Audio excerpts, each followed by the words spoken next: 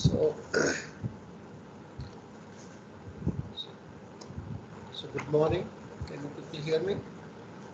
Yeah. Good morning to everyone present here. I am Dr. Rajkumar Arya, Associate Professor, Department of Chemical Engineering in IIT Jalandhar.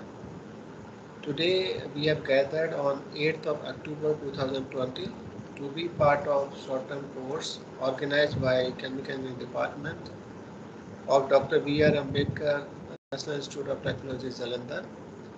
I thus take the opportunity to welcome you all to the second day of the online short-term course based on the theme Current Industrial Practices in Chemical Engineering.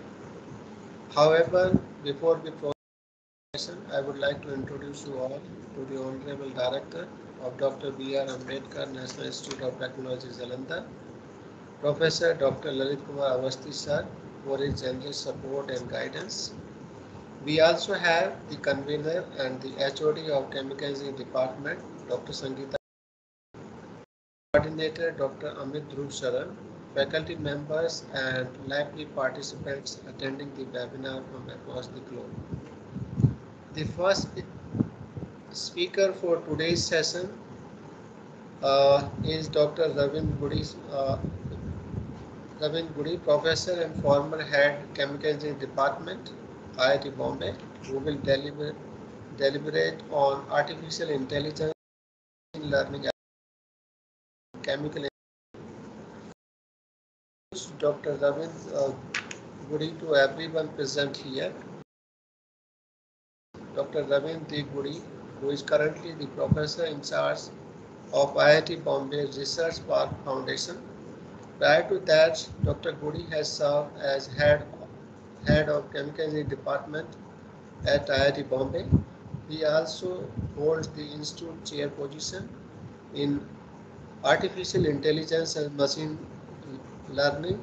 On the educational front, Dr. Gudi earned both the BTech and MTech degree from IIT Bombay, obtained a PhD from University of Alberta in 1995. His research interests lie broadly in process system engineering and green engineering, modeling, optimization, control, fault diagnosis of process system, sustainability in industrial practices. Dr. Gudi has served as visiting professor at the Department of Chemical Engineering, University of Alberta, Canada, Department of Chemical Engineering, University of Wisconsin-Madison, and EECE Department of Washington University in St. Louis. Dr. Gudi has published over 135 Scopus Index papers and has 9 US patents to his credit in various areas of process system engineering.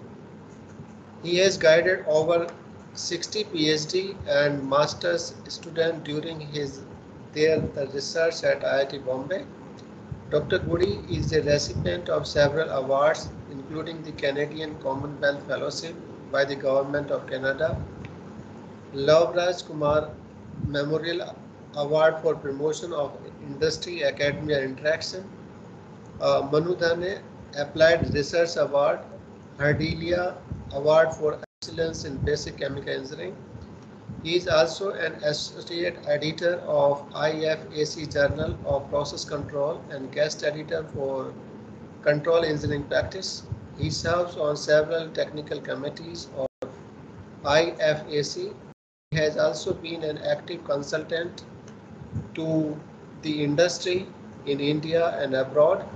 He is also currently the president of Automatic Control and Dynamic Optimization Society of India. With this short introduction, now I would like to invite Professor Gudi to conduct the session. Over to you, sir. Thank you. Thanks for the kind introduction, Dr. Arya. It's always a pleasure to interact and talk to various faculty, colleagues and students on this very important area. But more specifically, NIT Jalandhar. I have had the nice opportunity to visit NIT Jalandhar quite a few times. And yes, welcome again, sir. Welcome again, sir. Thank you, Doctor. Yes, sir, Yeah. in the family of NIT Jalandhar, yes, sir. Yes, thank you so much, Dr. Sangeeta Garg. Yeah, this is really a homecoming, I would say. Yes, sir. Ideally, it would have been very nice to be present in person and be able to talk to all of you. But I think, given the times, Yes, this is the best we can do. Yeah, so it's a pleasure to connect back and with all of the faculty at NITJ as well as the students and all the participants on this course. Although I had suggested the topic to be artificial intelligence applications in chemical engineering, I just want to, for us as chemical engineers, I want to divert from there, digress from there. While the thrust is still going to be on AI, I want to take a small detour to emphasize to you, while artificial intelligence is there, our natural and our domain knowledge as chemical engineers need not be discounted. And so I'm going to give yes, a new connotation to the acronym AI and ML, which you will shortly see. And I hope to carry all of you along as I talk. It's going to be pretty at a tutorial level. There's no very sophisticated concepts that will be introduced. And where necessary, I will spend enough time. But it's going to be a talk primarily focusing on how important this area of AI and ML has become, more so to chemical engineering at various scales of chemical engineering practice, starting from discovery right up to deployment. So you typically go through 4 steps of discovery, develop, demonstrate, and deploy. So given these 4 steps, you essentially want to make sure that you do this very, very well. And what I'll try and convince you at the end of my talk is that AI and ML approaches have begun to play an increasing role in all of our efforts towards developing good, sound chemical engineering practice systems.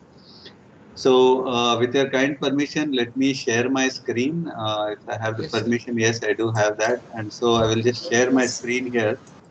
And here is the new connotation that I want to give to the word AI. Okay. All of you, I hope, can see my screen. Yes, sir. Yes. Yes, thank you. So I'm going to give a new connotation. The normal connotation of the word AI, acronym AI, is artificial intelligence. But what I'm going to tell you today is it is not sufficient to just stop at artificial intelligence. One has to use domain knowledge and one has to use all available knowledge around the domain to be able to come up with very sound ways by which you can exploit the power of artificial intelligence. So to me, AI is, yes, surely artificial intelligence, but beyond that, it's also augmented intelligence. What are the augmentations that we bring in? I will shortly talk about that. Okay. So most of my talk is going to be focused on chemical engineering applications, assuming that the audience is predominantly chemical engineering. But I'll also, if need be, highlight some examples from other domains of engineering. Okay. So I'll begin with this very simple but very important example. Okay. So what you see here is a furnace. Okay. The furnace is an application. It's basically a power generation where fuel is fired in a furnace, as you can see here, right? Fuel is fired in a furnace. It burns. There is a flame. It produces the flame. The flames are impingent on some boiler tubes. They produce steam and eventually they generate power.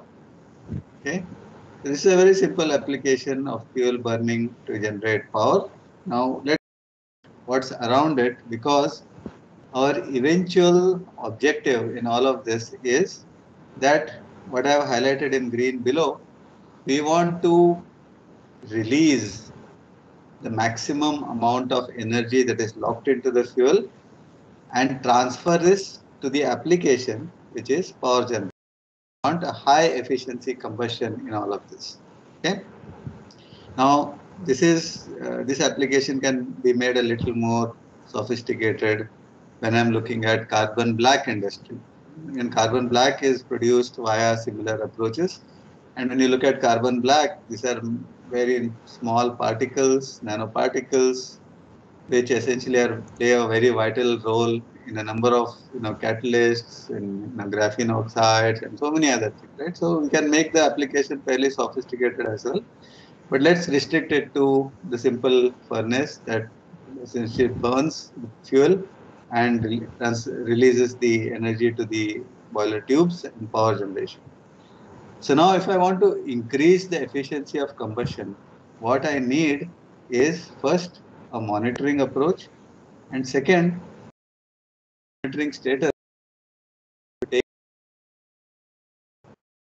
drive the efficiency of combustion as high as possible. The reason I say as high as possible is because I don't know what my limits are. My limits are theoretically 100%, but can I actually get that given the balance of systems here? So let's look at how do we do the first task, which is monitoring. That's all shown in this blue squares. So we have fuel quality sensors. These fuel quality sensors deliver measurements in a relatively infrequent way because the fuel sample has to be taken, sent to the lab. You get out assays, the ultimate analysis, the approximate analysis and the like, and then you make an assessment of what the fuel quality is. Then you have acoustic sensors. Acoustic sensors are small sensors that are placed near the flame that tell you what the frequency of the flame is. Okay, they make a sound when the flame burns, right? So little amount of explosions happen, and that generates frequencies, and you can measure those. Then there are thermal sensors. Now, acoustic sensors deliver frequency information. Thermal sensors deliver the value of the temperature around the flame, the ambience, and so on.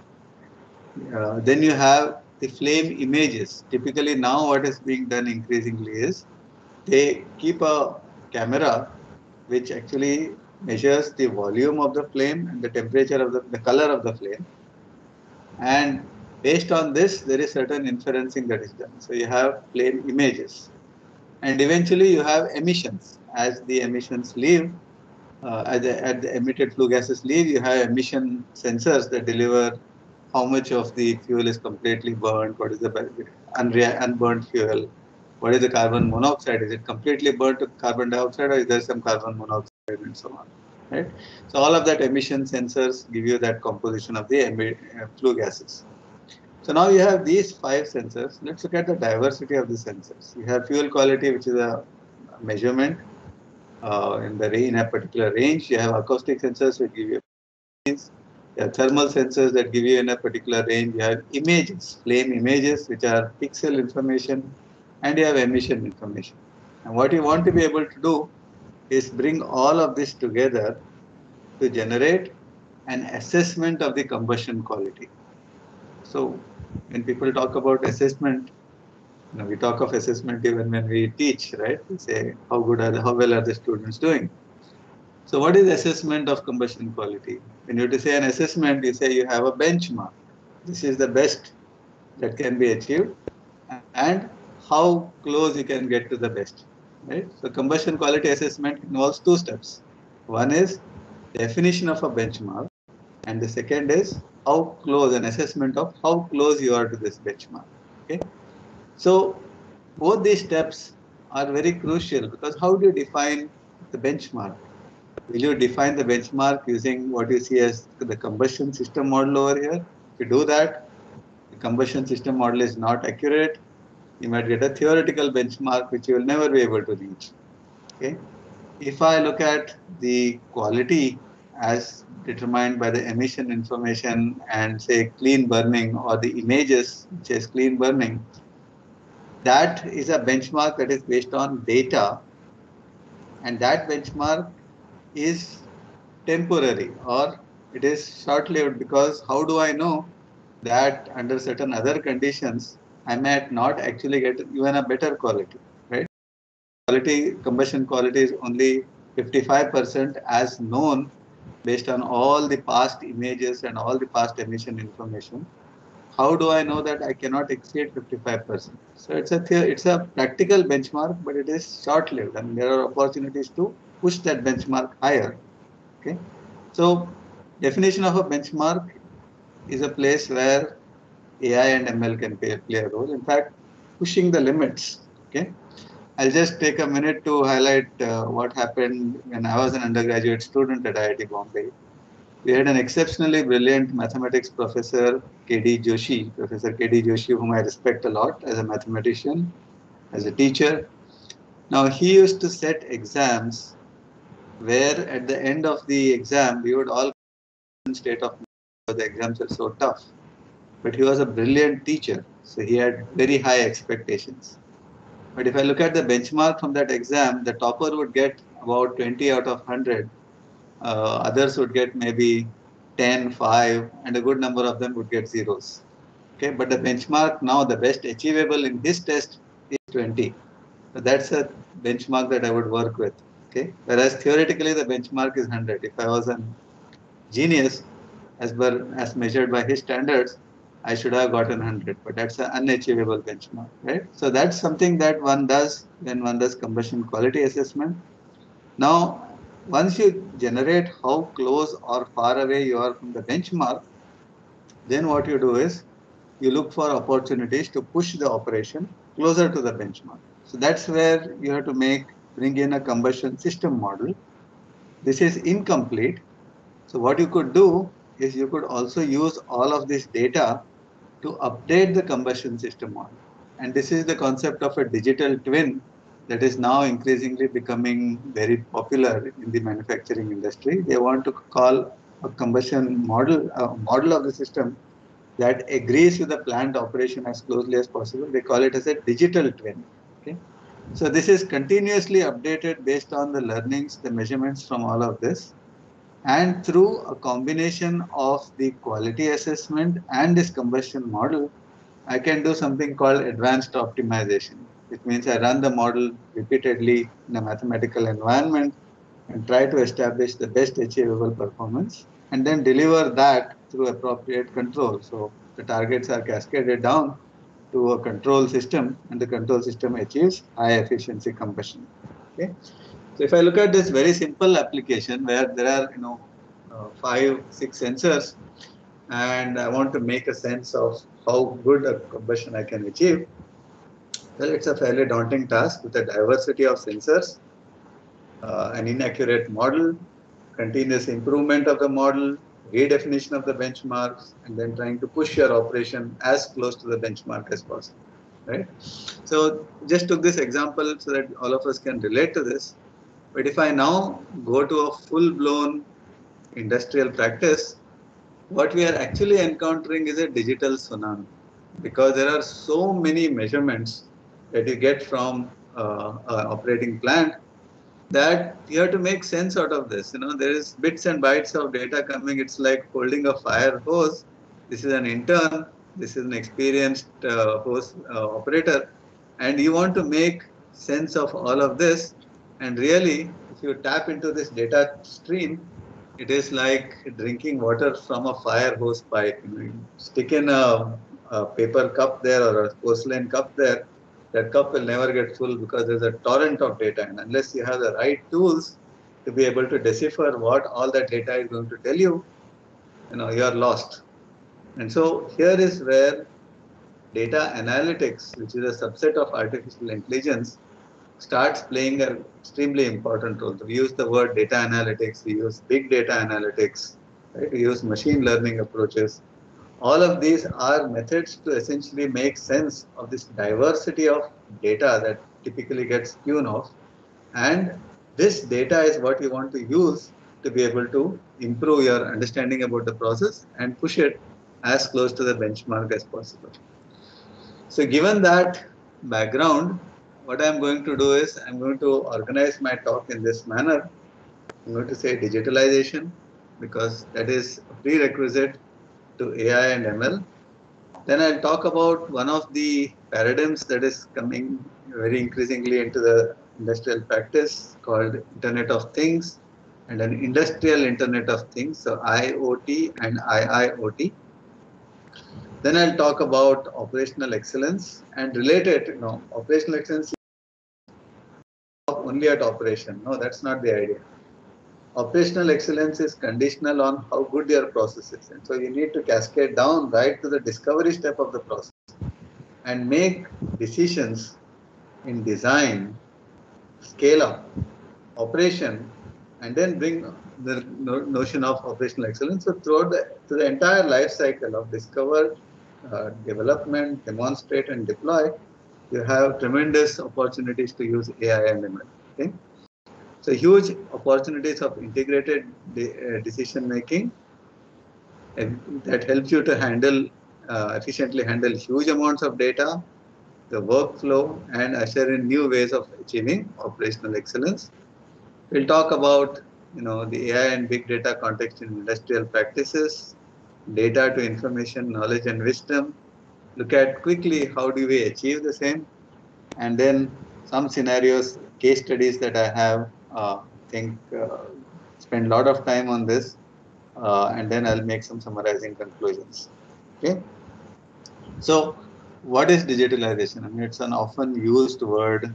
If we want to get into digital transformation, digitalization, what does all of this mean? It essentially means science and technology enabled business transformation.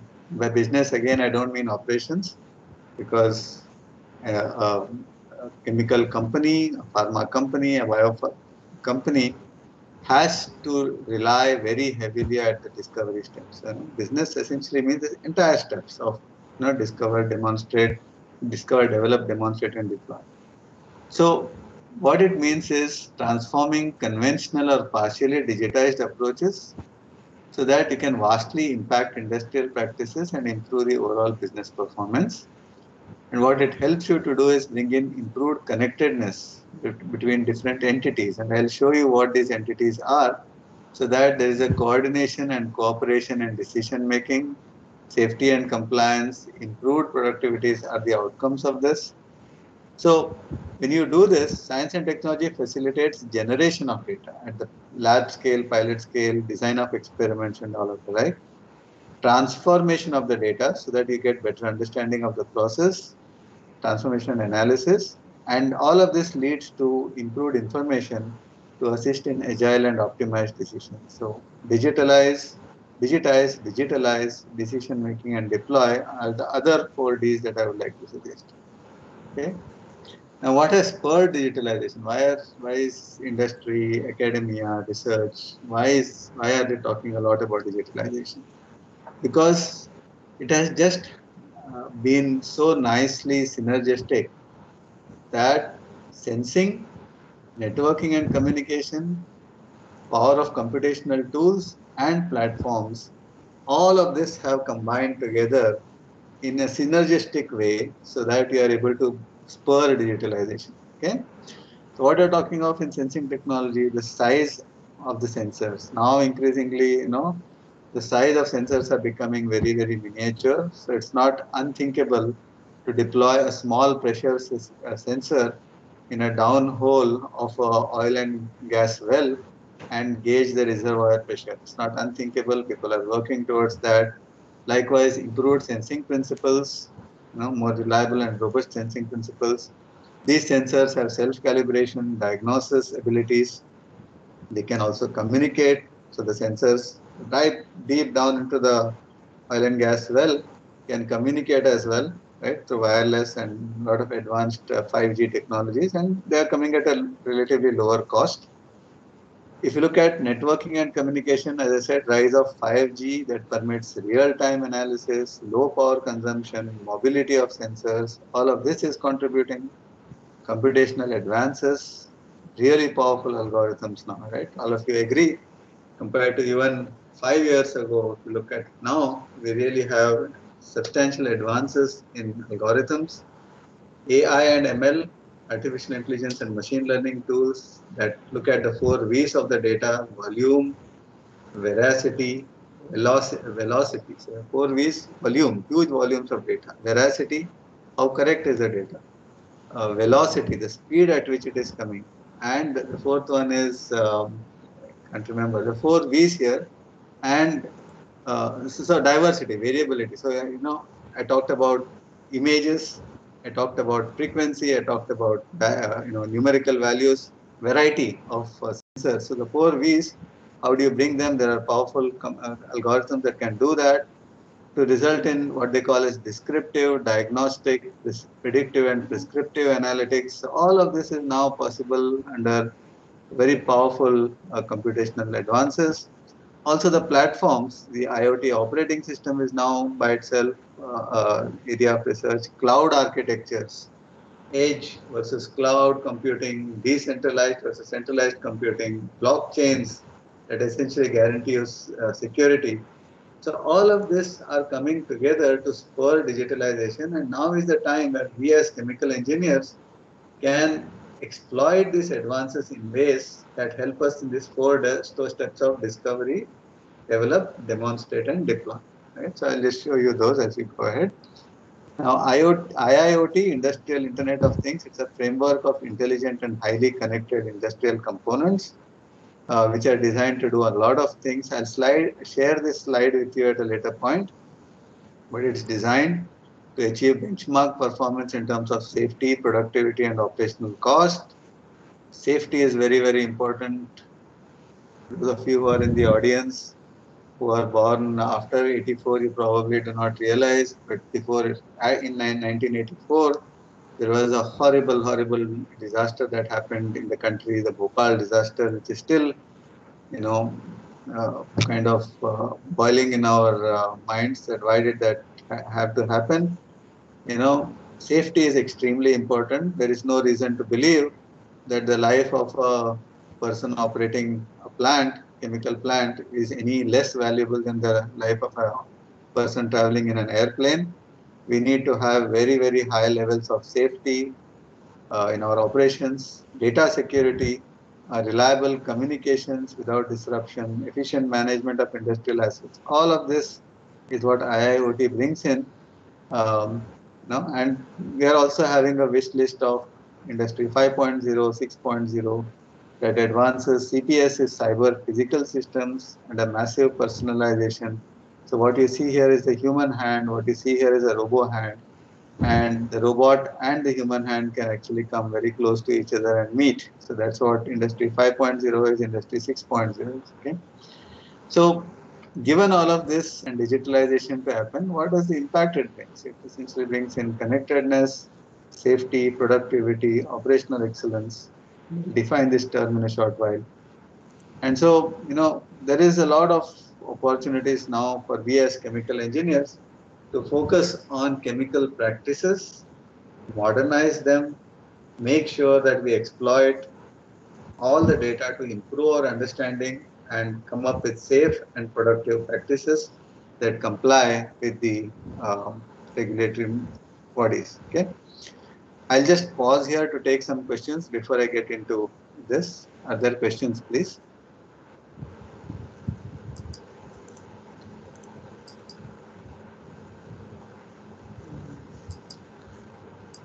Anybody have any questions? Any questions? I'll just pause so that we can have this as interactive as possible.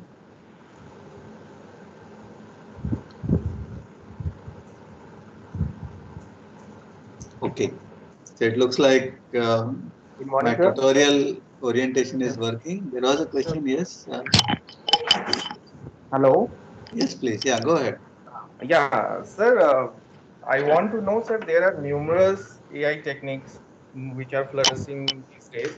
So how to find that which AI is useful for my application for a certain process? Very, very good question.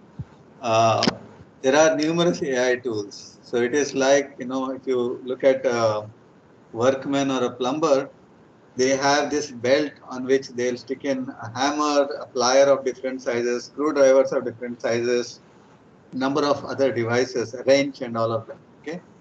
They look at a problem and they have this natural intelligence to say, okay, इसके लिए हम ये tool use करेंगे.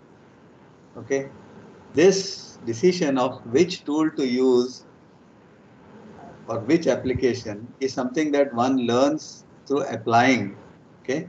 But also there are some problem features that make it naturally obvious. Okay.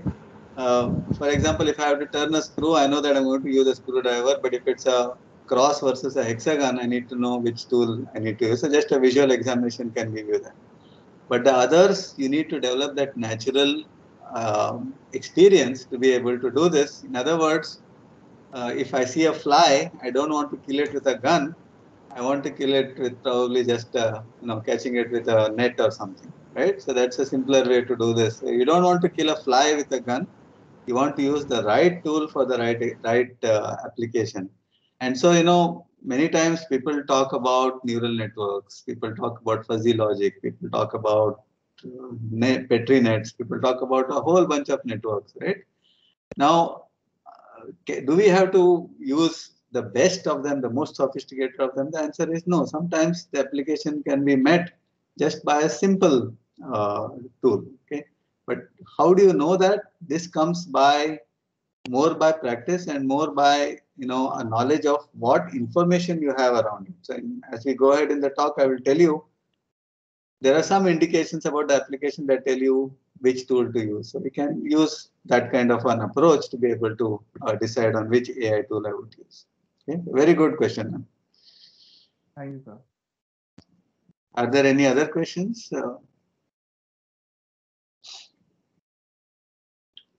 Okay. So what I will do then is I will go further with my slide. I'll just turn off the camera in the interest of bandwidth. But feel free, if you have any questions, please feel free to interrupt me. I would not know it where I'm pitching unless I hear you. So please feel free to ask and stop me in my track. Okay, so now let's come to the artificial intelligence term and ask what it really means. What is AI? So much of there's so much of natural intelligence around. Why do you want artificial intelligence? What is artificial intelligence all about? So AI is essentially predominantly mathematical, but need not be. It can also be heuristics, it can be rules, but AI is basically an approach that helps you to discover and purposefully utilize or exploit meaningful patterns and information in the data. Okay. What does that mean? That really means that I have data that's coming to me. I want to be able to look at the patterns in this data, be able to segregate it perhaps into different classes, look at what they are trying to tell you, exploit that information and utilize it for corrective action. Okay. But then the natural question comes is, what is process control as we understand it? Process control also has a sensor. It also has a controller, and based on the sensing value and the target, I take control actions to push my process plant as close to the set point as possible. So we have always been doing that in chemical engineering. So what is it that is new? Okay, so these new generation approaches actually you exploit powerful statistical tools and powerful reasoning tools to be able to convert that data into information, that information to knowledge, and that knowledge to wisdom.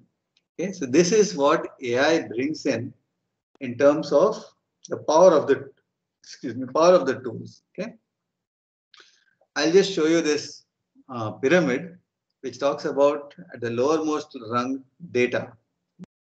We generate a huge amount of data at the pilot scale, lab scale, pilot scale. We generate a huge amount of that. When we scale up the plant, we typically forget, except the kinetic information, etc. We just forget the lab and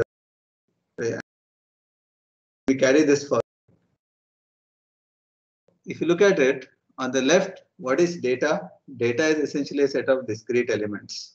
You get bits, bytes, or you get numerical values, or you get frequency information. So from data, what you do is you get a raw pulse of the system. Okay. This raw pulse of the system says, for example, temperature is high, okay, alarming situation, try to increase the cooling water flow in a reactor to bring it down. Okay, raw pulse it is. But when you aggregate data, you see on the right side, aggregating the data, it gives you information, signatures and trends Is the temperature gradually increasing? Is it increasing rapidly? What kind of a corrective action do I need to bring in? Okay.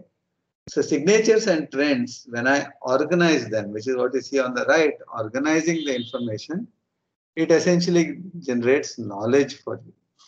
For example, if I'm manufacturing pharma batches, there are regions when the pharma batches give you an extremely high yield in a very short amount of time. That's the golden batch.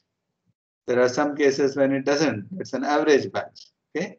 So that is a knowledge of the process that exploits signatures and trends for the golden batch and the normal batch and tells you what is the difference between them. So what it leads to is best operation templates. Okay. So when I apply this knowledge, I get consistency in best practices. Okay. So the path from data to wisdom is basically look at the data, aggregate the data to get information, organize the information to get knowledge, apply this knowledge and to get wisdom. Okay. So sum and substance of this whole thing is listen carefully to your data. Okay. They have a very interesting, useful story to be revealed that can actually help you in generating more wisdom and knowledge about your process. Now, where are we in the AI area? Societal systems in general and manufacturing units in particular are data rich but information poor.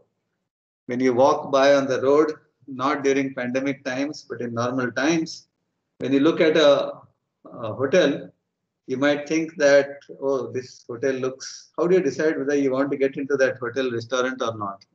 External looks. What you would like to do, you would also like to know the price tag associated with this. So if I can point my mobile to the the name board, and if I can get more information, that is certainly helpful to me. Okay, now that's increasingly going to happen as we go ahead, right? Here we are talking about we have lot of data, lots and lots of data, but we are information poor. We don't know what to do with it.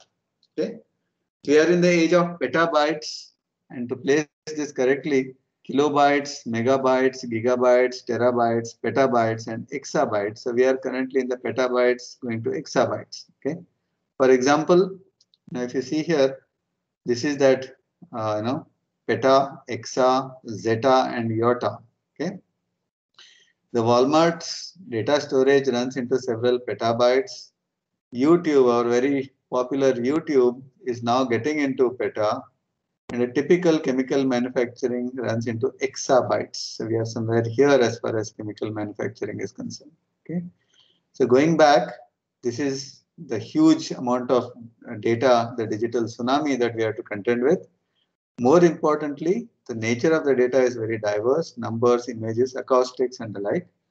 How do we mine this data? How do we generate meaningful interpretations from this data so that we can help run our industrial practices in a safe and efficient manner? Okay, that's what we are talking about here. Now, this is coming to the discovery step. Okay, there is this lab scale getting scaled up to the pilot and eventually to the plant.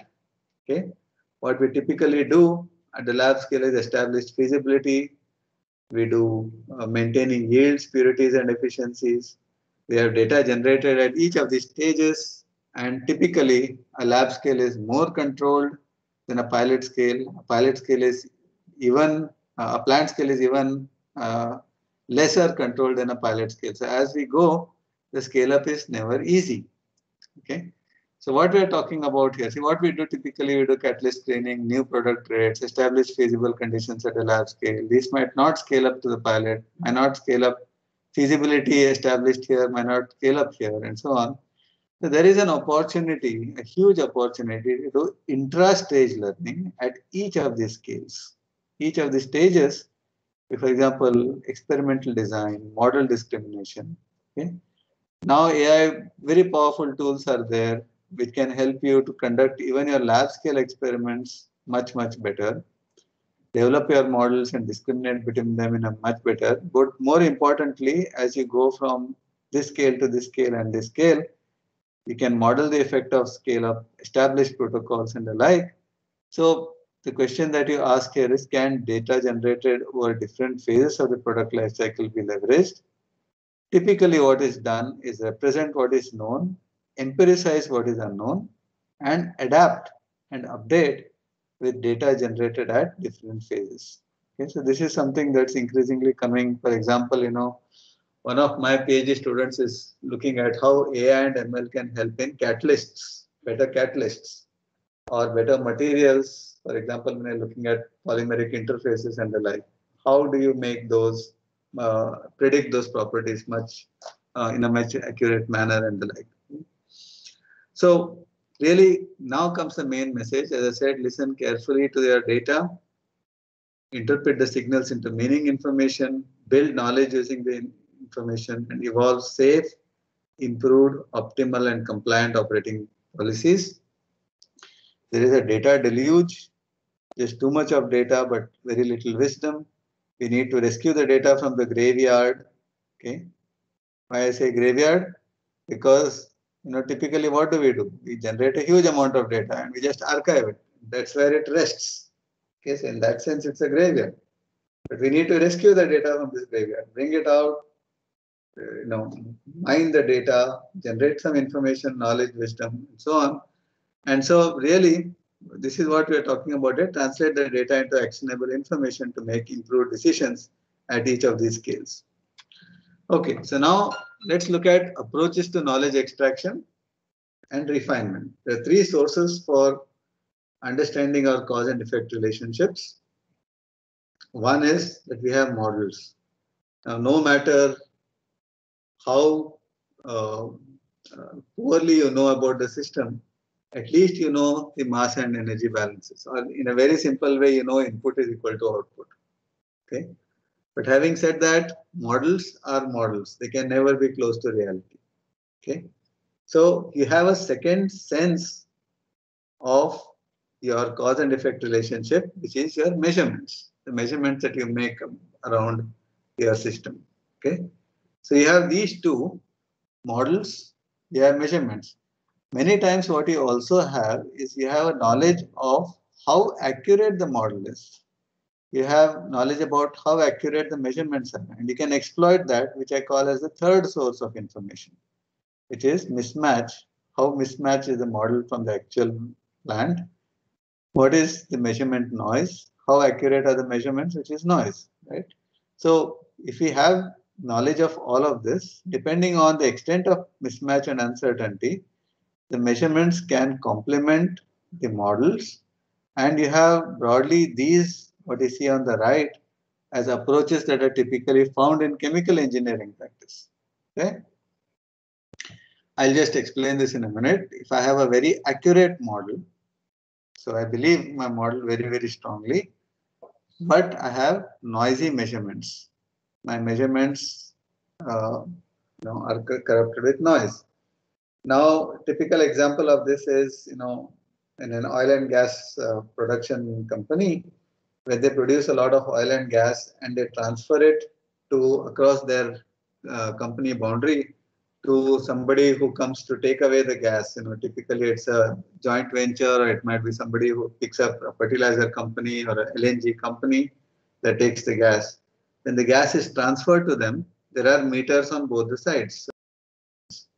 But take it from me that the one who delivers and the one who receives, the meters never agree. So who is right now? How do you determine who is right? While the deliverer says, I have given you so many million standard cubic feet of gas, the receiver says, no, I have received only 90% of that, and I'll pay you only for the 90%. So there's always this fight. So what you can do at that point is, you can say, look, variability is inherent in both the meters. However, mass balance has to agree. So let me reconcile my measurements to my models with a relatively more confidence on the accurate model. So that is a standard approach used in chemical engineering called data reconciliation, where we reconcile noisy measurements to an accurate model. Okay. Now, if I have a noisy model, which is not so accurate model and not so accurate measurements, then there is this whole branch of research called estimation and filtering that help you to find out what is the best estimate of your variables. and then be able to use that for decision making. If my model is partially known, my measurements are noisy, I have gray box modeling and adaptation based on continuous learning. When I start operating, I generate more and more data, I adapt and make my model more and more accurate. If I have absolutely no knowledge about the model, cause and effect relationships, but I have noisy measurements, then I have black box modeling, multivariate statistics, ANN, fuzzy and AI tools, reasoning, all of those mechanisms come in place. So to the question that was asked as to how do we know which tool should be used for what application, here is the response. Many times you have a fair idea of what's your cause and effect relationship through models, how accurate they are. You also have a fair idea of how accurate your measurements are. You also know this mismatch and noise. Based on any of these scenarios, you can make a decision on which tools to use. Now within this, if always I'm going to use a black box modeling and multivariate statistics, always, even if I have all of this, then I'm not doing justice to the profession, because all of this is additional information that I can bring in to get a more accurate estimate and make a smarter decision. So I would recommend use this, but certainly exploit all of this. Whatever you have, exploit all of this to be able to come up with appropriate knowledge extraction and refinement too. Okay. Is there a question? Maybe I'll answer that question.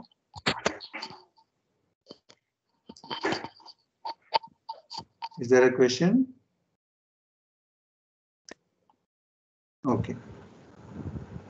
Okay. So let me proceed further. So this is where also I want to re-emphasize on the notion of augmented intelligence. See, when we talk of artificial intelligence, they talk only on this, or they focus only on this last bottom section, which is black box modeling, multivariate statistics, and all of this. When I say augmented intelligence, I exploit all of this knowledge along with this to be able to make more smarter decisions, right? So I would rather defer and use the term augmented intelligence in chemical engineering as opposed to artificial intelligence in chemical engineering. Okay? So let's look at what are the typical objectives of AI and analytics. So reveal lower dimension latent relationships. Many times what we do is we artificially inflate our measurement system by sticking in more sensors. So we have an opportunity to reduce dimensions. We typically want to discover patterns and clusters in the data. What does that mean? In a very gross sense, I have normal operation and I have abnormal operation, very safety critical, like a nuclear plant. We had this excellent talk yesterday in radioisotopes by Dr. Pant. But if you look at general pressurized heavy water reactor systems and the like, where you produce power, this is a safety critical system, you don't want abnormality. Okay. Now there are patterns and clusters in the data that can tell you there is an onset of an abnormality. So I want to be able to identify that early.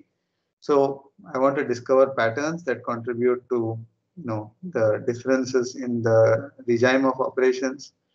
Many times I might not have measurements. I build soft measurements, soft sensors to inference what is a particular variable or a metric.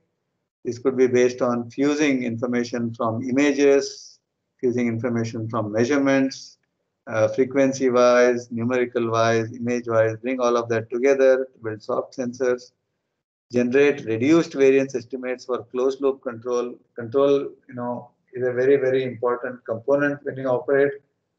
Think about it. Aircrafts run so effectively because of control systems. You want good closed-loop control. Generate predictive models for prognostics, diagnostics. You want to essentially be able to detect a fault. You want to find out what caused that fault, so diagnose that fault.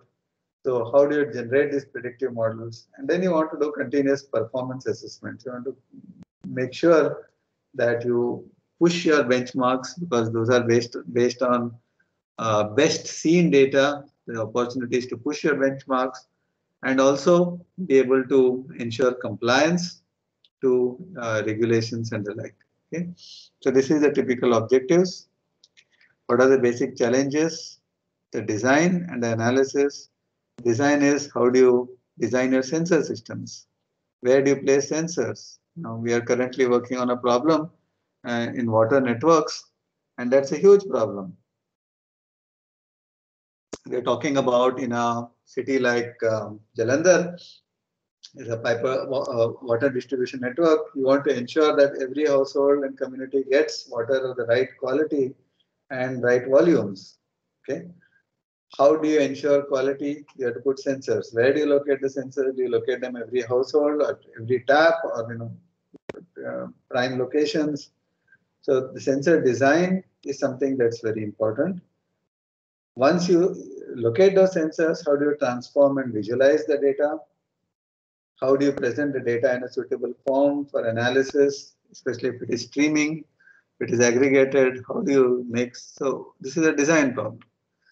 Then you have analysis problem. So once you present this data, how do you analyze it? You want to deal with complexity in size.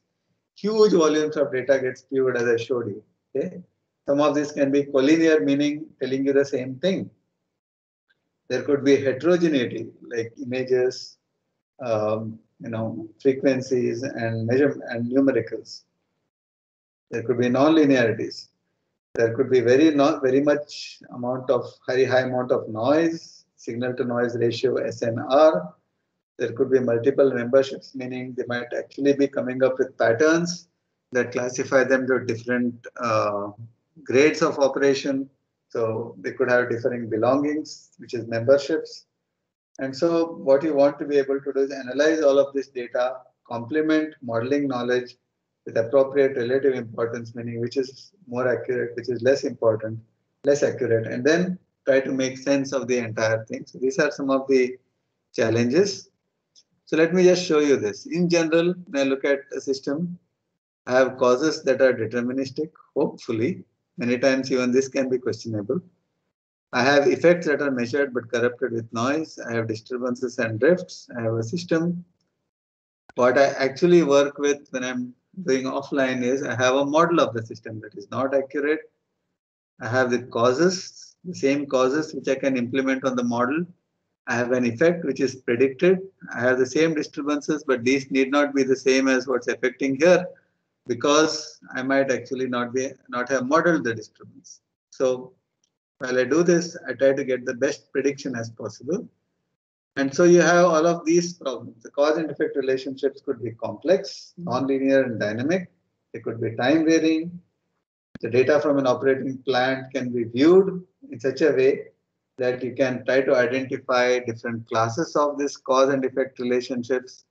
You could also have overlaps amongst these classes. For example, normal operation and abnormal operation, there is a transient. So during the transient, there will be an overlap between these classes. So you want to be able to deal with this problem. Okay? The second is, of course, how do you represent the knowledge? White box, gray box, and black box. Okay? What is white box? You know the physics completely. Law of conservation of mass, law of conservation of energy, momentum, all of that is perfectly known. When all of that is known, you have a white box model. When absolutely nothing is known except the cause and the effect, then it becomes a black box model. But when I combine partial knowledge about the physics with partial knowledge about the measurements, I can essentially get a gray box model. Okay, and I'll show you some examples of where this is useful when we design process scale-up mechanisms. Okay? So what we're talking about here is first principles knowledge and data. In a white box model, you get the problem is parameter estimation. When you're talking of partial first principles knowledge and data, we essentially get a gray box model where we continue to improve the gray box model based on data. And on the right, when we have only data, we use statistical methods, advanced neural networks, fuzzy reasoning, support vector machines, and the like. You want to get into a black box model. Okay? So let me look at some representative problems. I mentioned some of them here. in chemical engineering: data reconciliation, data compression. We're talking of data clustering, data regression. In fact, in a subsequent course that Professor Arya is going to organize, I want to spend quite a bit of time on this data regression because it's a very, very important problem for us chemical engineers. Okay, be it we are working in the lab or be it when we are working in a plant, the regression problem is not as simple as running it through an Excel sheet and estimating, doing the regression Ax equal to B. It's a lot more complicated than that. So I'll talk about that. Then performance characterization and assessment. You want to monitor the performance and try to push it as close to the benchmark. Many times you want to detect models, especially in control. I'll show you a case study of this as we go ahead. And you want to be able to look at interactions. So when the problem size really grows large, the general tendency is to break it down into smaller subsystems. When you do that, there is an interaction and loss of optimality. So how do you detect interactions? How do you detect nonlinearities and achieve improved decentralized? So when you break it up, you're decentralizing. There's a compromise on performance, but how do you improve that? How do you reduce that compromise and improve the decentralized performance? Those are some of the things, problems that are in data analytics as associated with chemical engineering systems. There are a lot more outside of the domain of chemical engineering. But in chemical engineering, these are the class of problems, just representative. Okay? I'll quickly talk about the data reconciliation problem. I did mention that we have raw measurements, we have an accurate process model. What we can do is correct these raw measurements in a way to get reconciled measurements. How do we correct them? We reconcile them to what is known to be perfectly true, which is the process model. So, we know that input is, if I have a stream input F1 and two streams coming out of it, F2 and F3, like in a distillation column, I have a feed, I have a top stream, I have a bottom stream. If I want to reconcile the flow rates to determine my recoveries and purities, I would essentially do first a data reconciliation on my feed stream, distillate stream and the bottom stream, and correct those measurements to be able to come up with the flow rates of each of the individual components and then determine my recovery and purity. Okay. So that's one example where it would help. Likewise, if I have leakages in water distribution networks, leakages and all of that, estimation of unmeasured inaccessible streams, etc. So there is a lot of opportunity here in data reconciliation. Large gas pipeline networks, flows through distribution systems, custody transfer, the problem I talked about when I go across an enterprise boundary to deliver gas from the producer to the distributor. It's a custody transfer problem, instrument maintenance to detect drifts in sensors, real-time process optimization, and the like. That's where data reconciliation becomes quite useful. Data compression problem. Basically, I want to reveal the lower dimension space. So I'll just take a simple example here. If I have a furnace and the steam demand, when my steam demand increases, my fuel flow should increase. Right? This is what we know in a furnace or a power generation application. As my steam demand increases, the feedback control will start pushing in more fuel so that more water boils into steam and you meet the steam demand. Okay? So there appears to be a linear relationship as shown in this dotted line. Okay? But if I look at it in a very naive manner, if I just have a control chart that looks at fuel flow measurements, so this is like projecting all of these points down onto this scale, okay, projecting them onto this scale, then I have these as my control limits. And anything that lies within this control limits, I will say is normal. Okay. Likewise, I can have a second control chart for the steam demand. I can project all these points down here on those control charts, and these are the control limits. Okay. And so long as these are the control limits and all points lie within them, I will naively infer that my plant is operating normally. Okay.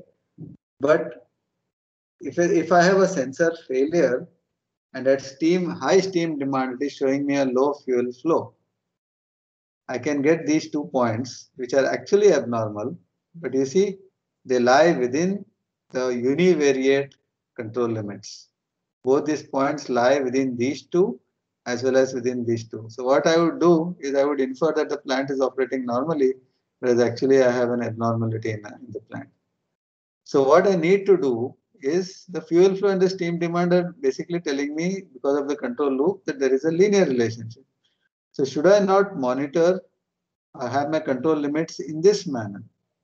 Control limits should be around these set of points rather than these set of points which are univariate. And that's what this does. I have a multivariate limit here that looking at both the variables, it's a coordinate transformation.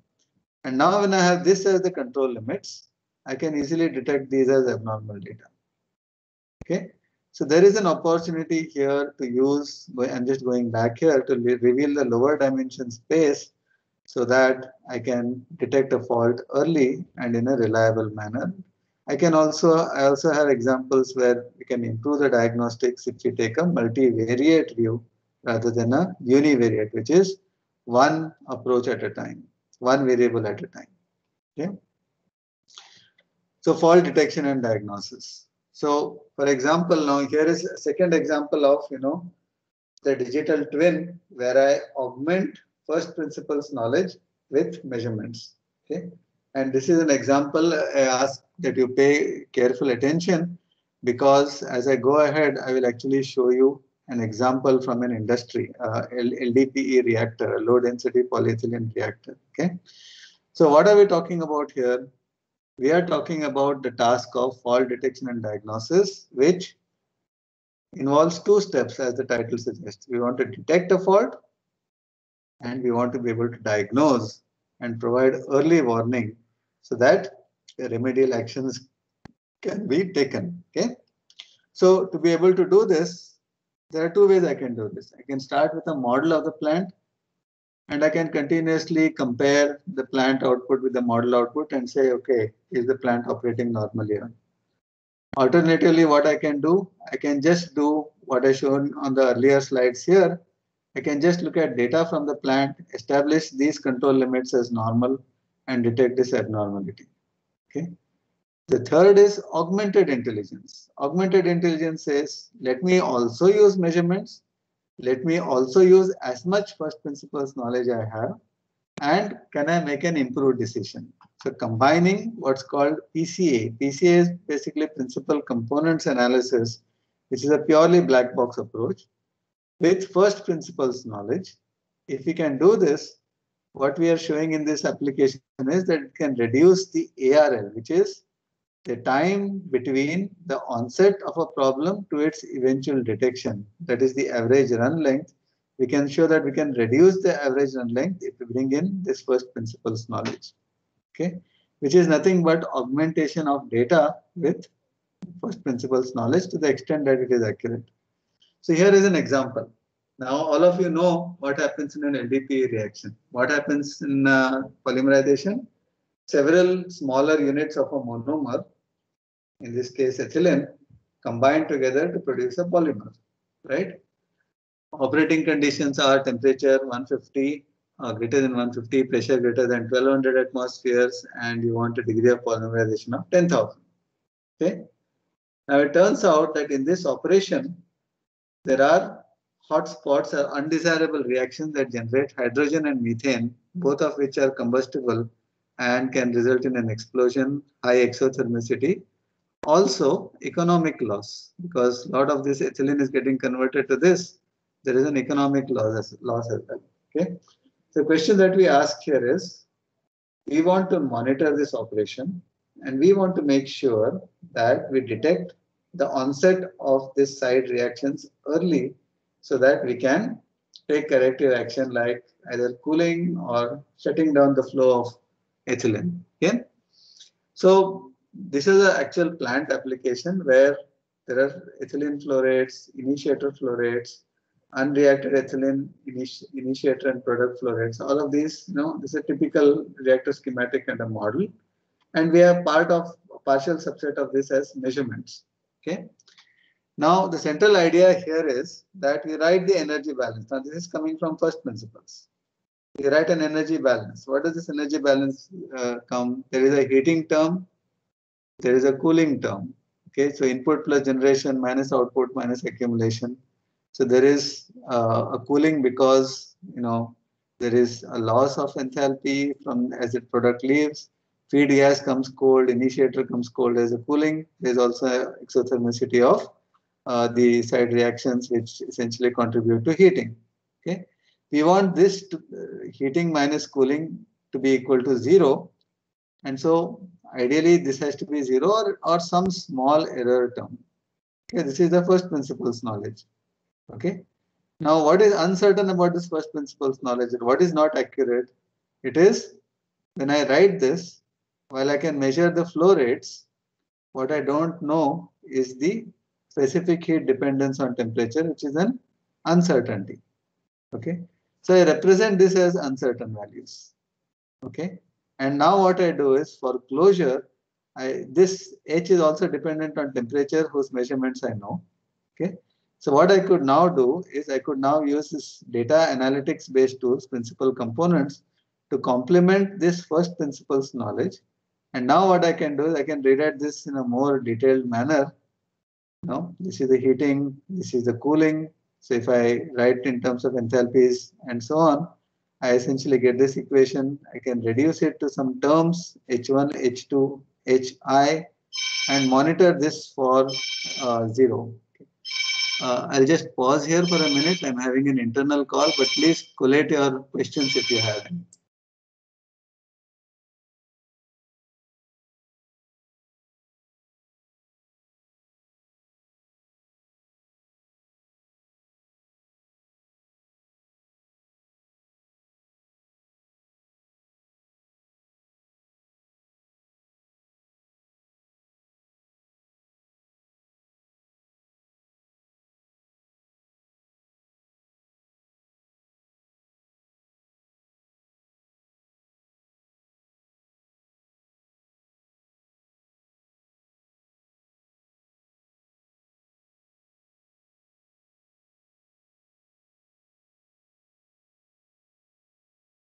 I'm sorry about the digression. I'm also the acting head today, so there was a call from the office.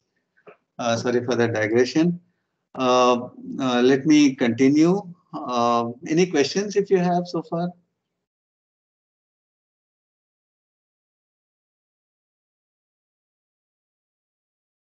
Okay, if there are no questions, let me continue. So we were here, and we are talking about this is a new relationship that we can get combining the or transforming this first principles enthalpy balance, and then what we do is we look at this equation and try to monitor for closure equal to 0. Okay. So what we do is we perform the principal components analysis, which is a statistical approach on this matrix of measurements H1 up to Hj. Going to the previous slide, these are functions of temperature. So I can easily write these terms or program these terms. And then what I do is I have the limits of safe operation in this manner. Now here is an example of an actual plant data where the operation was like this. And when we monitored the energy balance closure, it was found to, the onset was here, eventual decomposition happened here, it would have resulted in an explosion. But 3 minutes before the onset, we were able to detect that there is going to be an offset. And so the ethylene flow rate was reduced to be able to take care of that problem, right? Or coolant flow rate and so on. Corrective measures were initiated to take care of that problem. Okay. So here is an example of a digital twin, if you will, or augmentation, where not only the first principles knowledge resulting from this energy balance, but also a statistical tool are combined together to be able to make smarter decisions in early detection for corrective action. Okay. I look at this data clustering problem. Now, typically what happens in a cause and effect relationships is there could be several classes of data. And so I can look at, performing a transformation of this data to be able to detect the classes in the data. So what is clustering? It's basically finding a structure in huge amounts of data. So essentially what you want to do is organize data objects into groups or classes whose members behave in a similar way. For example, normal operation is a collection of data points where all of those points indicate normal operation. Abnormal operation is a collection of data points that essentially tells you something about abnormality. Okay. So what you want to be able to do is build these classes. You want to be able to mine the data and build these classes. So there are several examples in regression. For example, you want to look at data points that obey the same correlation. In fault detection and diagnosis, you want to identify data points that represent normal operation. In systems biology, you want to identify genes, a very, very important problem, which I'll show you shortly. When you're doing personalized medicine and the like, you want to identify genes that are responsible for a specific ailment. Okay, and microarray data, a lot of data is generated. How do you build this map of classifying the genes that are responsible for a specific regulatory function? Coming closer to our manufacturing, you want to perform good control. You want to look at regions of linear operation in manufacturing, the problem of identification. Okay, so general requirements for clustering, you want to deal with different types of attributes, discover clusters with arbitrary shapes, resolve the clusters. You want to be able to deal with noise and outliers. You want to accommodate high dimensionality in the data. You typically want to work with minimal domain knowledge, although whatever is available you will exploit.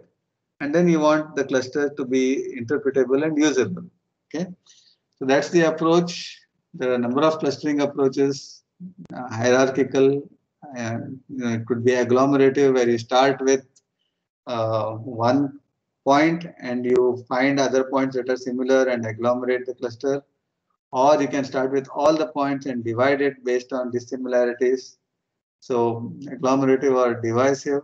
Or you could have, in that you can have hard clustering, k-means, or fuzzy clustering, fuzzy c-means, probabilistic clustering, which is a mixture of Gaussians. But I'll not delve into this. This is those of you who are interested, we can have detailed sessions on this. So here is one example of what an advanced clustering algorithm would do. Just excuse me for a minute.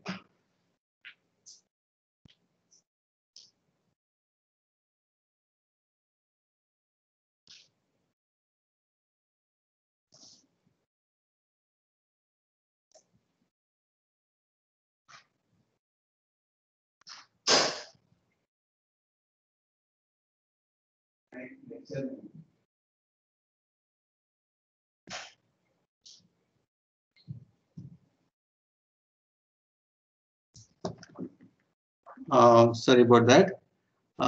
So this example is, what you want to be able to do is look at data, and when you're discovering classes, you want to discriminate. But in the raw form, the data will appear like this with a significant amount of overlap. So you want to suggest mathematical transformations that will separate them. And separation essentially involves aggregating all these rings, something like this, and moving away, getting them to move away from each other. So this gets transformed through mathematical transformations. You see that there is a clear resolution of the clusters. Okay, so this is discrimination, which is via mathematical transformation, and its application is here in this example of gene analysis. Here, what you see is the gene expressions for different kinds of cancers, lymphoma, activated blood follicular lymphoma, and the like.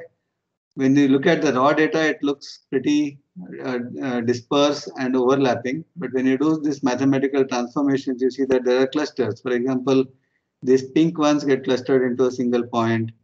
You see that there is a wide variation here, but these become very narrow, and so on. So there are mathematical approaches that help you to transform the raw data to reveal the classes within them. As you can see here, this is a drastic example, but this is also something that helps you.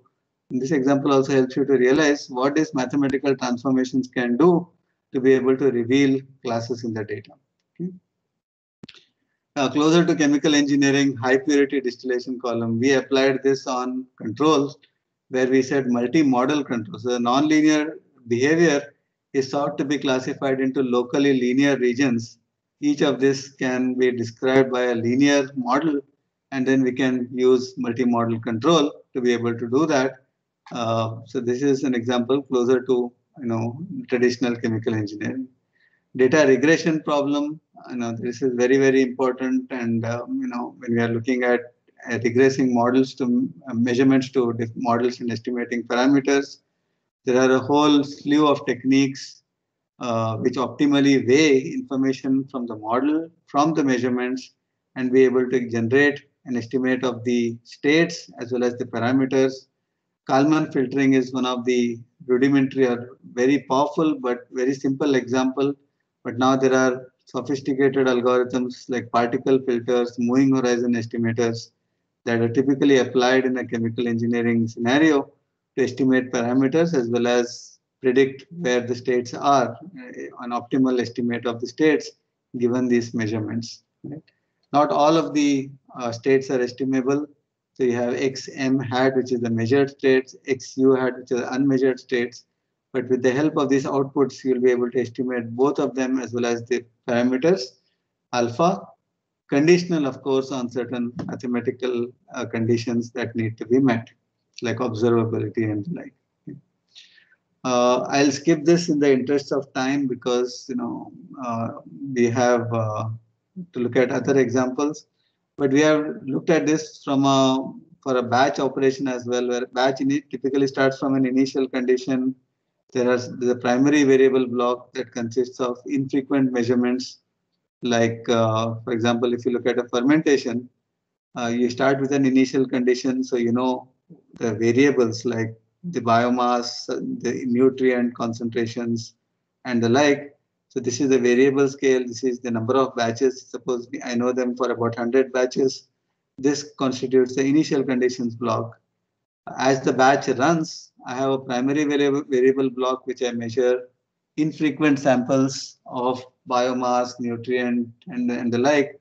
Those constitute the primary variable block. I can have a secondary variable block where I measure temperature, pH, and dissolved oxygen, all of that. And all of this can be combined together to predict quality. And there are powerful statistical tools to be able to do that. Even when a batch progresses, you can predict the end quality as the batch evolves in time. Real-time batch qualification, as we call it. Right? So this is an example of that batch quality prediction, real-time batch quality prediction, which can be done using these powerful multivariate tools.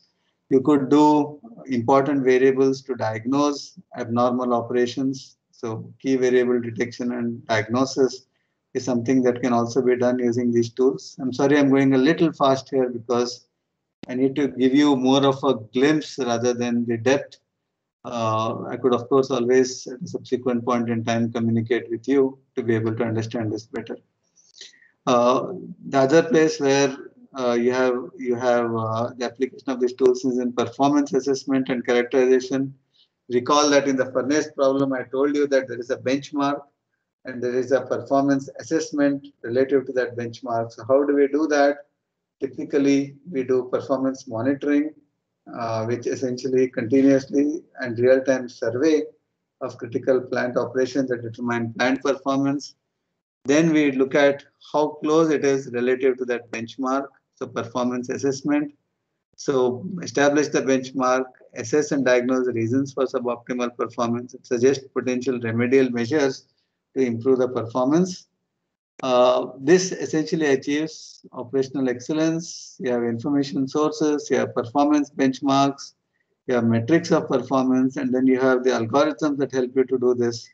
All of this together, when used, give you operational excellence. For example, if I have to describe one of them, you look at performance benchmarks, you have theoretical limits. Like I said, I want all of the fuel to be burned with 100% efficiency. You may not reach there, but that is the absolute benchmark. I could have statistical projections, which could be based on best seen operation, or basically on combination of the digital prediction of the digital twin. All of that could be projections. I can look at best case performance and the like. I could use statistical approaches to improve. I could use optimizing approaches. I could decompose the problem and use hierarchical or spatial algorithms to push my process closer to the benchmark and the like. So, whole bunch of tools for operational excellence. Going further, this is what I said. Operational excellence essentially says I have productivity on one scale and I have specific energy on the other scale. So what I want is a high amount of productivity at the least of the energies. So if I have to do this, I have to go as high as possible here and as low as possible here. So this is the best operation. This is the average operation. This is good operation. Okay. But when I want to do operational excellence, if the initial distribution is like this, with a statistical distribution like this, what I want to be able to do is push that more towards the best so that I narrow down the distribution and go closer to the performance limit. That is what operational excellence is all about. What is so sacrosanct about this limit? There's nothing sacrosanct. It can be redefined because this is the benchmark and it could be based on several either known benchmarks or theoretical benchmarks. Okay, so that's what operational excellence is all about. We did this for a control system where there was an exothermic reaction, and before tuning the controller, this was the performance index over a scale of 0 to 1, and after tuning, the performance index improved, resulting in a 22% increase in catalyst life, plus lesser sintering and the like. And so control loop performance monitoring can be done using this approach. There are similar methods where I can apply model plant mismatch detection. I will just say that control performance to achieve good closed loop control, I need a very accurate model. But when I'm looking at multivariable control, the detection of an inaccuracy in the model is not so straightforward. So there are possibilities where AI and ML approaches can look at controller performance, identify whether the model is a problem, and more importantly, which component of the model is a problem. That is also possible to be able to detect.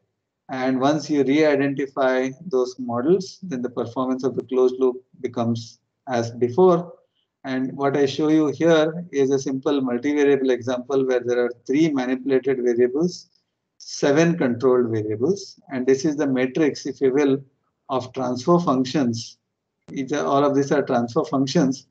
And what you want to be able to do is which of the transfer functions has developed an inaccuracy. Would it be the transfer function between MV1 and CV2 or MV3 and CV2, or is it some of these? Okay. And then once you are able to detect that, then can you correct those models? Can you improve those models and then go ahead with the normal performance? We tried this on an industrial case study involving a kerosene hydrotreating unit at Suncor Energy in Canada, one of our collaboration with the University of Alberta. And this was done about 10 years ago. This is a part of a publication that you can look up in control engineering practice. Here, MPC stands for an advanced controller called Model Predictive Control. And the service factor, which means how much time the model predictive control is up and running, was very, very small. This was because there was a performance degradation. And so the task that was given to us was, can we detect which channels are problematic? And we were able to do that using sophisticated statistical methods and detect, I'll just keep this, detect in which channels. For example, we detected that these 2 channels had problems on this kerosene hydrotreating unit using partial correlations theory, so that it suggested that only these dynamics need to be re-estimated and corrected so that you get continued control performance. Okay. Interaction and nonlinearity assessment. I talked about large scale systems and the like. Can we detect interactions and the like? Again, in this case, partial correlations methodology helps to do that. Interaction and nonlinearity assessment. This essentially takes you into the domain of higher order statistics. See, the regular lower order statistics that we know are the mean, the variance, the kurtosis, the correlation, the covariances, and the like. This is what we understand in regular statistics.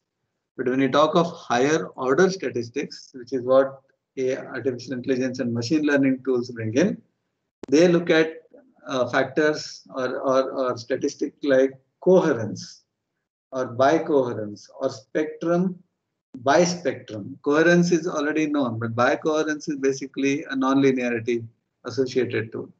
Okay, bispectrum again it can come handy, and here control loop signals can be assessed for this kind of a non-Gaussianity.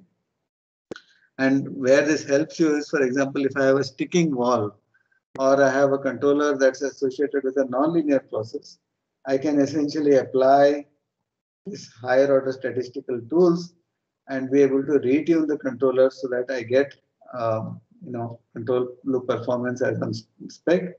Here is an example of how I can use bicoherence. For example, if I look at the linear signal, I don't detect this. The time trend is like this, squared bicoherence. Now, if I don't detect it, but when I do, for the nonlinearity case, I'm able to detect these peaks and be able to look at, the bicoherence plot. Now, this is process variable, operating variable, the manipulated variable, controlled variable.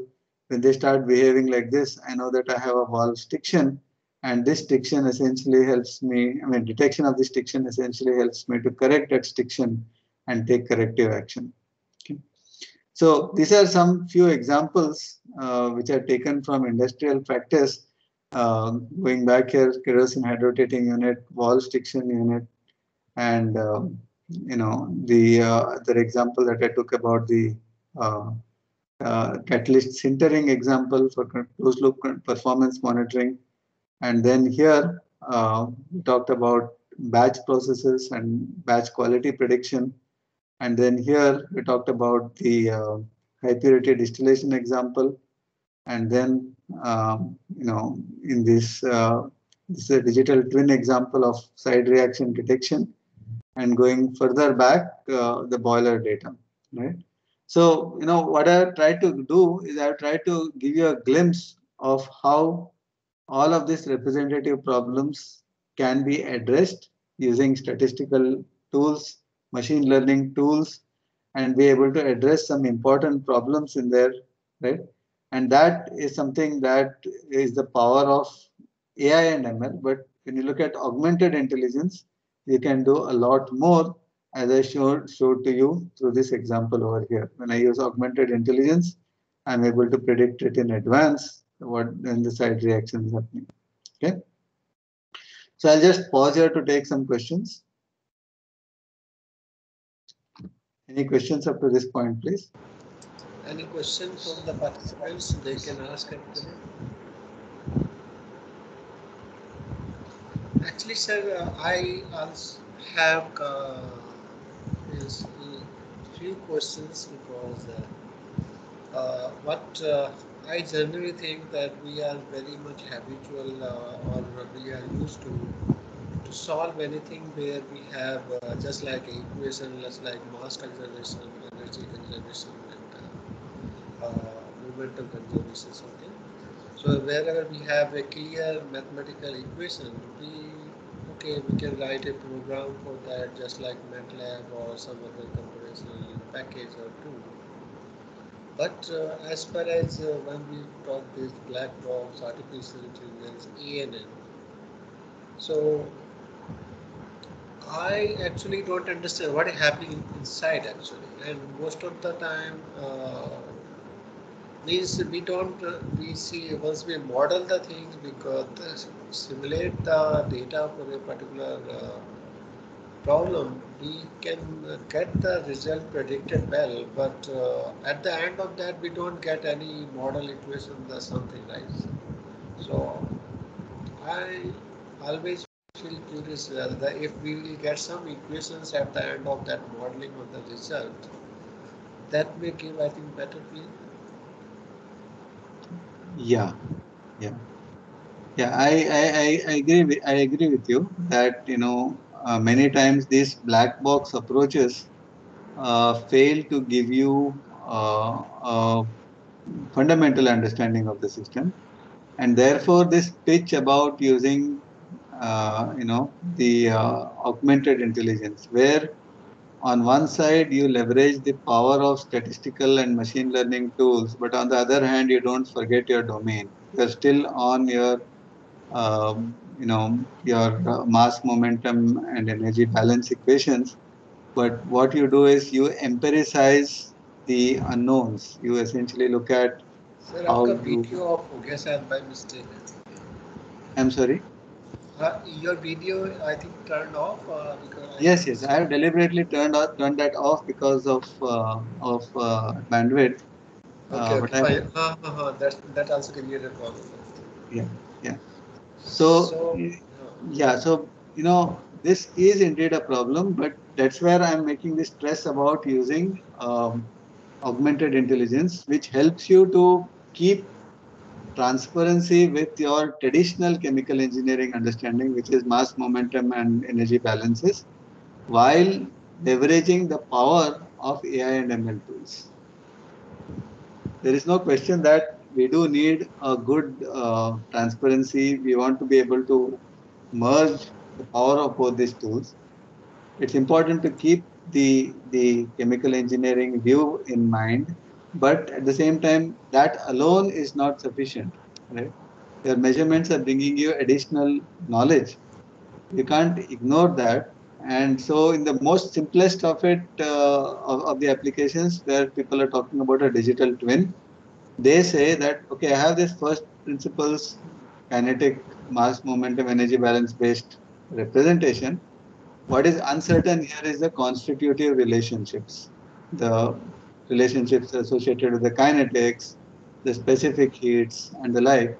So these are the constitutive relationships. What you do is you represent them first to begin with in whatever accuracy you know them, but then as and how you get plant data, you keep correcting them, and so you go closer to a digital twin. A twin is essentially a replica of your actual plant.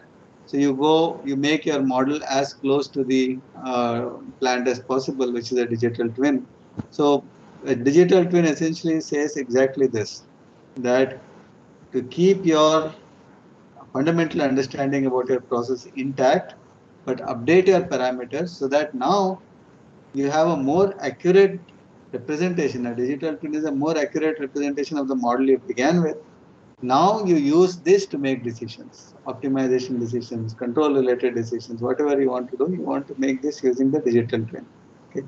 So I fully agree with you that if I just use a black box neural network based approach, I do lose out.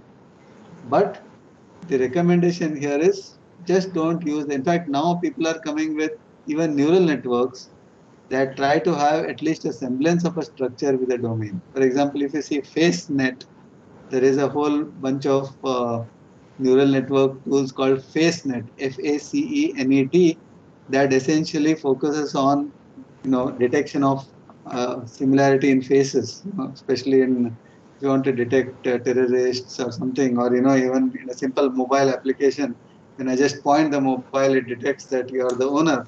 That face detection is based on neural networks that are class of FaceNet. Now here they try to bring in some domain knowledge into this, because the distance between the chin and the lip on an average, the size of the nose, the size of the forehead, the placement of the ears, eyes, there are some structures that are already put into this neural networks, and then they are trained so that it adheres to these structures.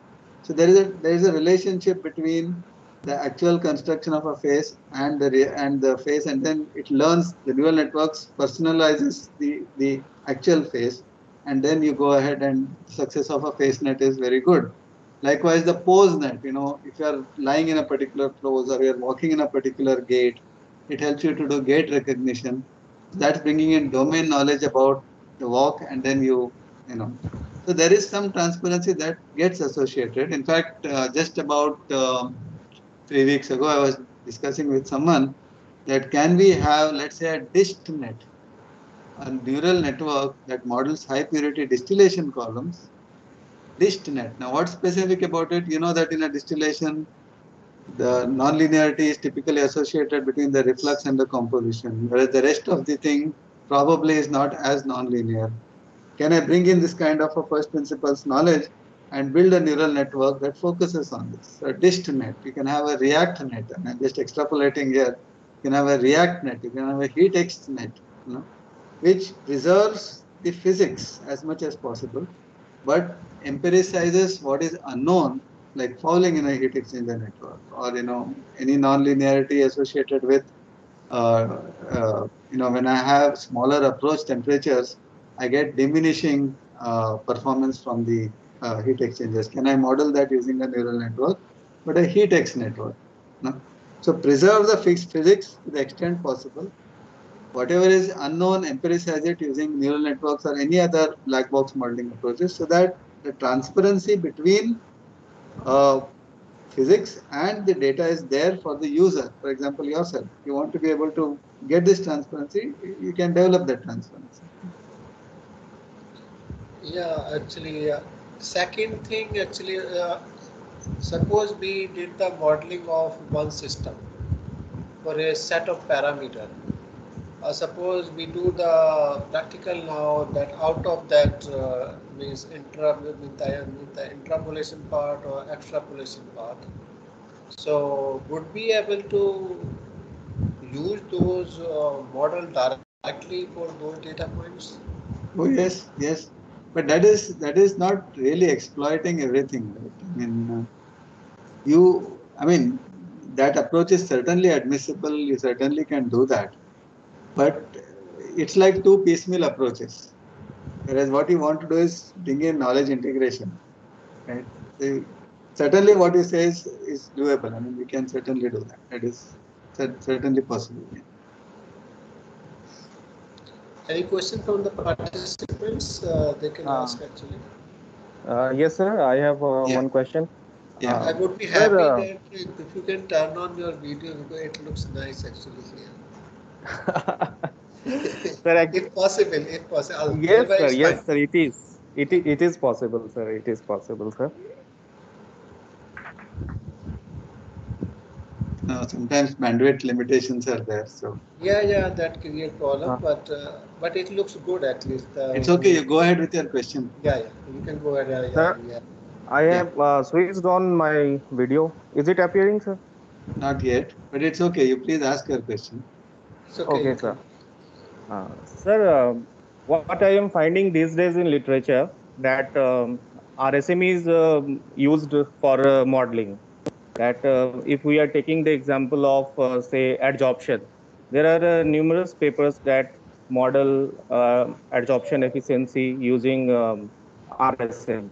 So in RSM, sir, when we are choosing the different number of parameters, we are getting different set of data. Like if we are using 3 parameters, we are getting 20 set of data. If we are using 5, we are getting more than 30 or around 40 data. So the adsorption efficiency is modeled using those data. So, sir, my question is it right to use that RSM model to further optimize using some artificial intelligence, or basically the mass and energy balance equation should be used to optimize such type of data, sir? Yeah, yeah. It is a very relevant question, simply because RSM is based on response data, right? And this does not bring in physics of the system. Yes. If you can actually bring in the physics of the system and base your inferences on the physics of the system, it actually adds more accuracy to your predictions. And when you later on do your experiments, it certainly helps. We have done a similar exercise where, for a Pichia pastoris fermentation, which involves, for this human insulin, artificial insulin, you essentially perform this Pichia pastoris organism-based fermentation. There we showed that, if you start with a preliminary model, okay, an inaccurate model, okay, you can get a theoretical prediction of what's the best yield of the protein. Okay. Now I could have done the same thing using RSM as well. but that's a data alone, and I need more experiments to be able to do that, right? Yes. Number of experiments I need to do is much more. Models can easily predict with no experiment, but it's practically worthless because I have an inaccurate model. So what we have shown is that you start with an initial model, come up with an optimal trajectory for your variables, implement it in the first batch run. Okay. When you do this, you can compare your batch run experimental points with your model prediction points. And that error can be used to correct your model and redefine a new trajectory.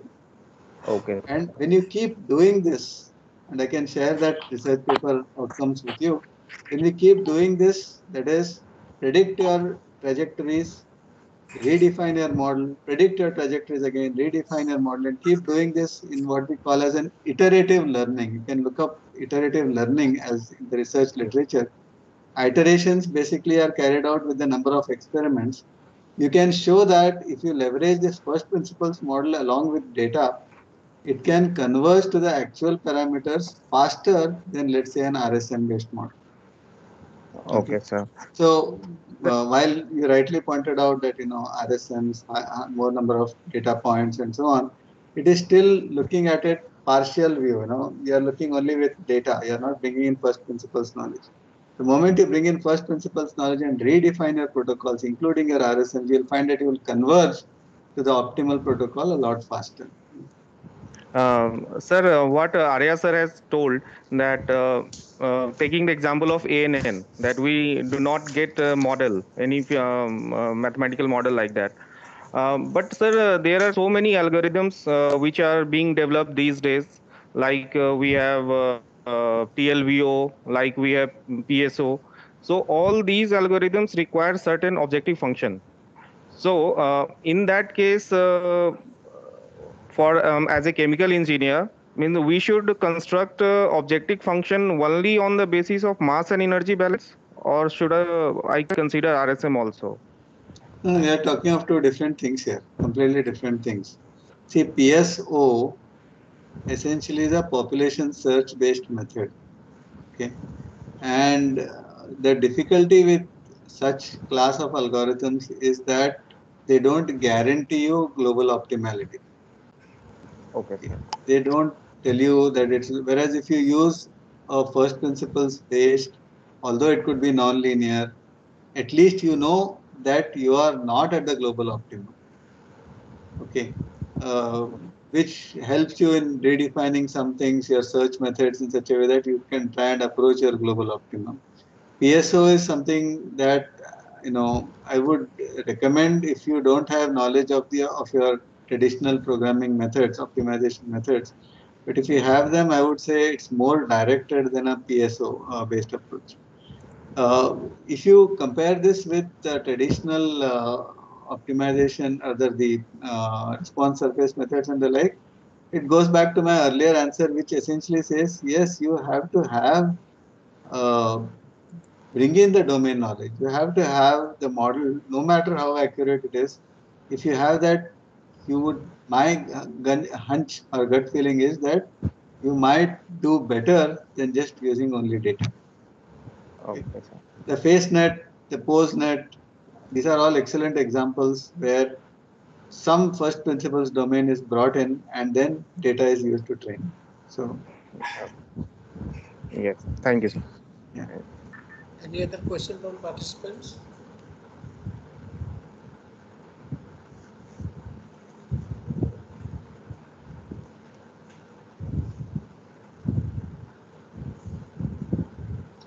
So I think you can go ahead. Yeah. So I think I just have not much left. I just wanted to summarize what I wanted to say. So we have seen all of this, and going further, I want to talk about this interaction detection. And basically, interaction detection, I want to highlight through this example of this FCCU. All of you know what this is, a fluidized catalytic cracking unit. So if I look at it as a single plant, then I have a dimensionality problem. Okay. But when I solve this problem, even if it is of larger dimension, I can show that I'll reach the global optimality or the centralized optimality. When I split this into, let's say, the reactor regenerator alone and a gas plant separately, then I have a problem with how do I accommodate that interactions. Okay, I need to identify the interactions. I could go further and say only reactor alone and the regenerator alone. And then what this will do is this will essentially have to depend on the interactions. So again here, what we were able to show was that these interactions can be predicted quite nicely. And although you use simplified structures like smaller subsystems, reactor separate, regenerator separate, and the main column gas plant separate, if you are able to predict the interactions, which means the right hand knows what the left hand is doing and they can coordinate, you are able to do that, then this helps you to take, approach centralized optimum with decentralized structure. So keep things simple, but at the same time achieve the global optimality is something that AI and ML can help you with. Okay. So in summary, what I want to tell you is that there are a lot of engineering problems of challenge in AI, data analytics and the like. I showed you this example of combustion monitoring, boilers, gasifiers, IGCC and the like, where I can look at diversity in nature of measurements. You can look at environmental systems. For example, now there is a lot of work on CO2 mitigation, but more importantly, this PM, particulate matter 2.5, 5, 10, and the like, and more importantly, in the current scheme of things, COVID. So, identification of blind sources. Where does this source come from? And once they mix, you essentially have a measurement. So how do you identify from the measurements where these blind sources are? No? It's a problem, challenging problem. Likewise, patient health monitoring. There are social issues, diverse nature, because you have a diversity in measurements, heterogeneous responses, context-aware sensing. All of these are challenges in data analytics.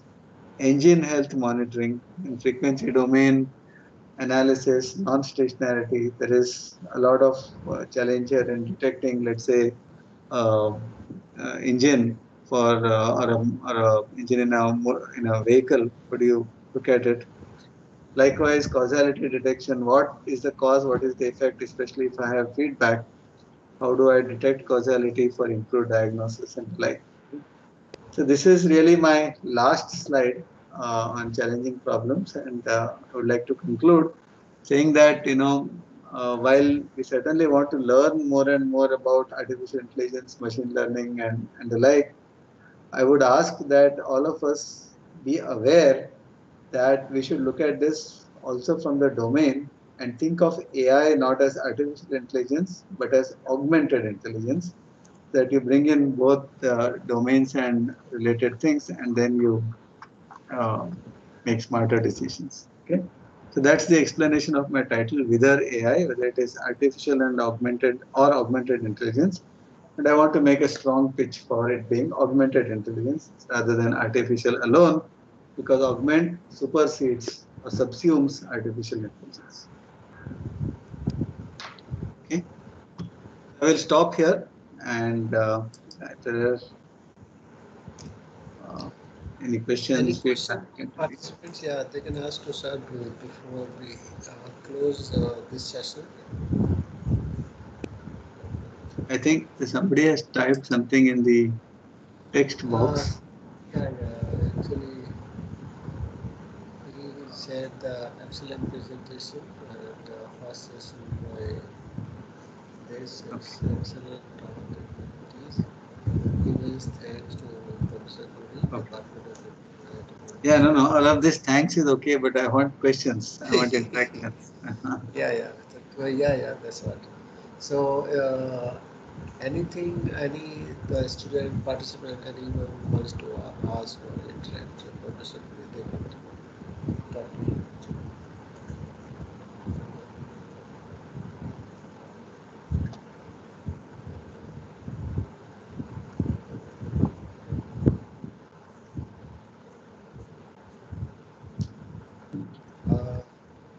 If there are no question, then I think we can use this today's session.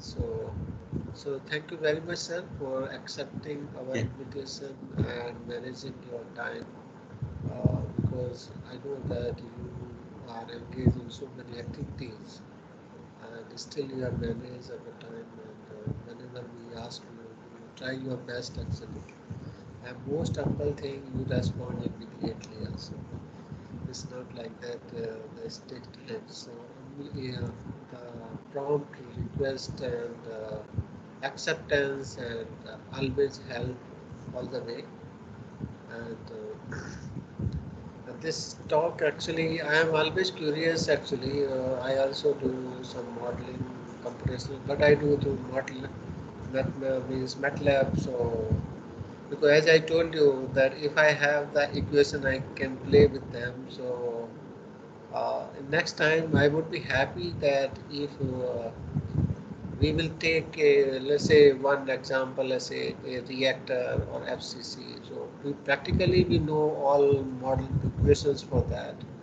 So we want to say that, let's say, a starting of a new beginner, let's say he or she wants to start it. So something we have what we need to plug in, put in. So I hope in our upcoming STC which we are planning, I think some expert would deal with that also. So and if somebody is not, so I would love that you can take one example of that with your talk also. Surely, yeah. So that would be really helpful to us. So with that, I could have done this for this talk as well, but here I thought the intent was more to give you a glimpse of what this AI area is and what is happening. This you have planned very well, because this thing we gave the theme current industrial practices, what is happening, so people should know that this is what is happening, and everything what is being taught and others are the learning is applicable. It's not like that we are living in a isolated or one part of the segment. So real situation in industry is not that much simplified. It is a mix up of everything actually. Just as you talk about, many people talk about data analytics and all. So everything is with data only. So thank you very much, sir. So and thank you very much for all these participants also who are getting connected on time. And just feel free to connect with me if you need any further clarifications. Dr. Arya has my contact, so you can always connect. Yes, sir. Yes. So okay, thank you very much. Thank you. Thanks.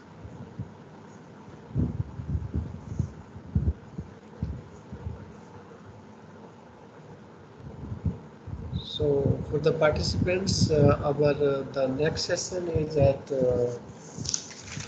actually 3 o'clock, and uh, so we can join for that by 2:50 actually. We will start our next session at 3 o'clock by Professor Hansel. He will talk on manufacturing of paper from agro-waste raw material.